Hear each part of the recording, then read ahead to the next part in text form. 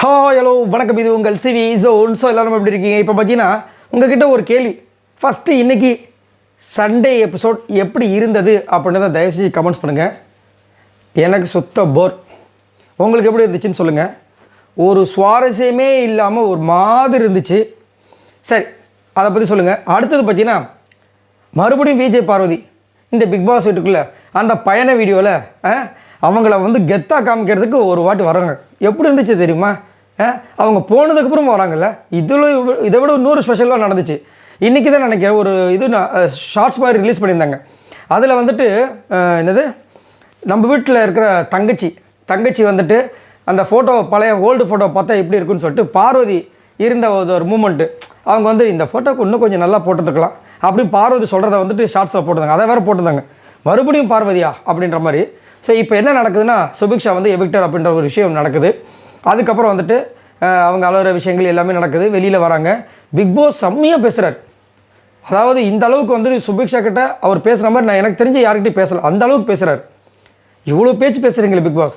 நேற்று ஒரு வார்த்தை விஜய் பார்வதிக்கிட்ட ஆல் தி பெஸ்ட்டு ஒரு வார்த்தை சொல்லியிருக்கலாமே. நீங்கள் கண்டென்ட் இல்லைன்னு சொல்லும் போதெல்லாம் கண்டென்ட் கொடுத்த பொண்ணுல அந்த பொண்ணு. சரி, ஓகே.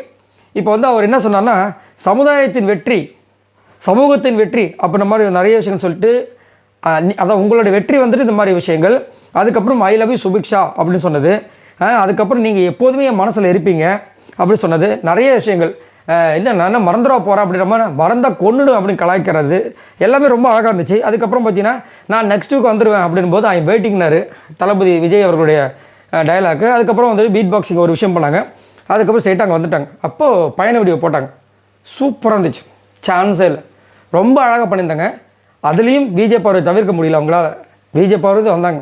என்னென்னா ஒரு டாஸ்க் ஒன்று வச்சுருப்பாங்க. அது நடந்து ஒரு ஆச்சு. அப்போ நடந்த டாஸ்கில் மார்னிங் ஆக்டிவிட்டி டாஸ்கில் விஜய், அதாவது இவங்க ஒரு செய்தியாளர் மாதிரி பேசியிருப்பாங்க. விஜய் பார்வதி அவர்கள் நடு இரவில் பஜாரி போல் நடந்துக்கிட்டாங்க அப்படின்ற மாதிரி சொல்லவும், அதுக்கு விஜய் பார்வதி நீ என்ன வேணாலும் சொல்லிக்கோ, எனக்கு கவலையே கிடையாது அப்படின்னு சொன்ன விஷயங்களை அங்கே பயண வீடியோவில் வருது.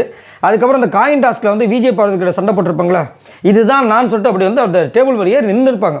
அது ஒரு மூமெண்ட்டாக இருந்துச்சு, மாஸ் மூமெண்ட்டாக இருந்துச்சு. அதுக்கு முன்னாடி விஜய் பார்வதிக்கு இவங்களுக்கு ஆகவே ஆகாது, அப்படியே போயிட்டு இருந்தது. அவங்க அப்படியே கரெக்டாக எடுத்துகிட்டு வந்திருந்தாங்கன்னா இனி யாரும் ஒரு ஸ்ட்ராங்கான ஒரு கண்டஸ்டண்ட்டாக இருந்திருப்பாங்க. ஆனால் என்ன பண்ணிட்டாங்கன்னா அப்படியே கொஞ்சம் கொஞ்சமாக தெரியாமல் போய் வியானாவும் விக்ரமும் தெரிஞ்சாங்க. அதுக்கப்புறம் விக்ரம் மட்டுமே தெரிஞ்சாரே தவிர வியானா போயிட்டாங்க. இப்போ சுபிக்ஷாவும் போயிட்டாங்க. ஸோ விக்ரம் ஸ்ட்ராங்காக நிற்கிறார். ஃபஸ்ட்டும் பார்த்தீங்கன்னா விக்ரம் இவங்க 2 பேரும் முதல்லே புஷ்டார். இவங்க தாண்டா நம்மளுக்கு, இனிமேல் இவங்க விடவே கூடாது, அப்போ தான் ஈஸியாக 2 விக்கெட் அனுப்பிச்சலான்னு சொல்லிட்டு. ஆனால் என்ன ஒன்று, இவ்வளோ நாள் கழித்து வந்துட்டாங்க. அதுதான் ஒரு விஷயம். சுபிக்ஷா அதை மட்டும் பண்ணாமல் கரெக்டாக அவங்களுடைய தலையான விளையாட்டை கொடுத்துட்டாங்கன்னா இந்நேரம் எங்கேயும் வந்திருப்பாங்க. என்ன பண்ணுறது? ஸோ அதுக்கப்புறம் பார்த்திங்கன்னா அவங்களுக்கு சூப்பரான ஒரு விஷயம் விஜய் சேதுபதி அவர்களும் சொன்னாங்க. கீழே உட்காந்து முட்டி போட்டு நன்றியை சொன்னாங்க. அதெல்லாம் உண்மையிலேயே செம்மையாக இருந்துச்சு. அதுக்கப்புறமா அங்கே இருக்கிற எல்லாருமே கிளாப் ஹேண்ட் ஷேக் பண்ணிட்டு அதுக்கப்புறமா அங்கேயும் ஒரு பீட் பாக்ஸிங் பண்ணிவிட்டு போனாங்க. சூப்பராக இருந்துச்சு. சரியான மூமெண்ட்டு. அதில் விஜய் படம் தாங்க பார்த்தீங்களா, அதுதான் ஹைலைட். அதாவது அவங்க விட்டாலும் அதில் இருக்கிற விஷயங்கள் மாறாது. அதை தான் அன்றைக்கே கமருதீன்களை சொன்னாங்க, நம்ம இங்கே ரிஜிஸ்டர் பண்ணிட்டோம்டா, அவங்களால இது பண்ண முடியாது அப்படின்ற மாதிரி ஒரு விஷயம் சூப்பராக இருந்துச்சு. ஸோ இதை பற்றி உங்களோட கருத்துக்களை சொல்லுங்கள். நான் பிக் பாஸ் பேசும்போதும் சரி, அந்த பயண வீடியோ பார்க்கும்போதும் சரி, விஜய் பார்வதியும் நினச்சேன், கமருதும் என் மைண்டுக்கு வந்தாங்க. இவ்வளோ விஷயங்கள் பண்ணாங்களே, அவங்களுக்கு ஒரு பயண வீடியோ 2 பேருக்குமே இல்லாமல் போயிடுச்சு. ஒரு சின்ன கிஃப்ட்டு கூட விடுங்க, பயண வீடியோ இல்லை ஒரு வார்த்தை பிக் பாஸ் 2 பேருக்கும் ஆல் தி பெஸ்ட், அவ்வளோதான். அது கூட நல்லா போயிடுச்சுன்றது ஒரு வருத்தமாக இருந்துச்சு. இதை பற்றி உங்களோட கருத்துக்களை சொல்லுங்கள். பாய் நண்பர்களே.